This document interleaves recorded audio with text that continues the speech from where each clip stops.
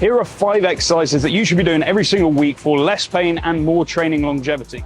The first exercise is the sissy squat. Now, if you wear barefoot shoes like these, it's an absolute must. It works your quadriceps, your calves, the stabilizing muscles in and around your ankle and your knee, while also stretching the underside of your foot. Not only is that going to be insanely beneficial for people with both flat and arch feet, but working your squat through a full range of motion is also going to increase your mobility and decrease your overall risk of lower body injury. If you struggle with balance, you can use some books, a step, or another raised surface to support your heels.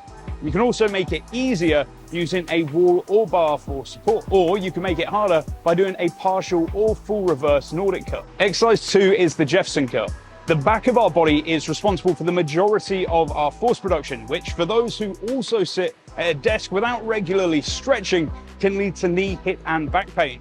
The cue should be trying to unfurl your spine vertebrae by vertebrae, and you should move as slowly as you need, stopping wherever you have to or wherever you feel a sticking point or tightness before continuing down further.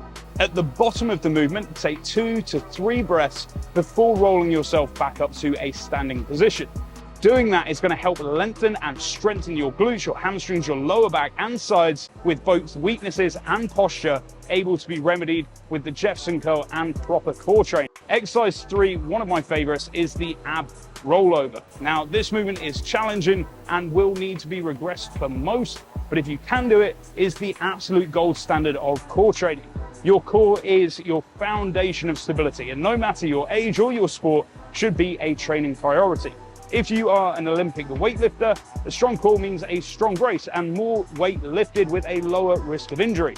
If you're barefoot running or hiking, a strong core allows you to react very quickly to changes in your environment, like a wet rock, again making you less likely to slip and fall, again reducing your risk of injury. Even if you're sat at a desk all day and at the very start of your fitness or barefoot journey, the strong core will improve your posture and mitigate your chances of developing lower back pain later down the line.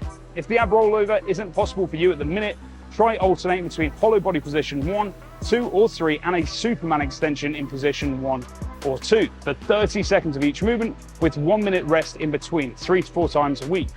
Exercise number 4 is the pike press up, another gold standard movement that works your shoulders, your chest, your arms, your core, your hamstrings, your calves, all at the same time. To really make the most of that movement, you need to keep active on your toes. Get your hands as close to your feet as you possibly can and lean forward as you lower down to find a triangle position. If a full downward dog is too hard for you at the minute, then you can put your knees on a box or move to a press up position in either a plank or from your knees, just to make sure that you protect your shoulders by keeping your elbows into your sides. Exercise 5 is the tibialis raise. The back of the calf get all of the attention as they are the flashy, sexy muscle, but training the tibialis with bodyweight raises like these has a very profound impact on knee and foot health and longevity, and it can protect against Achilles tendonitis and shin splints, all issues commonly faced when people first transition to barefoot shoes.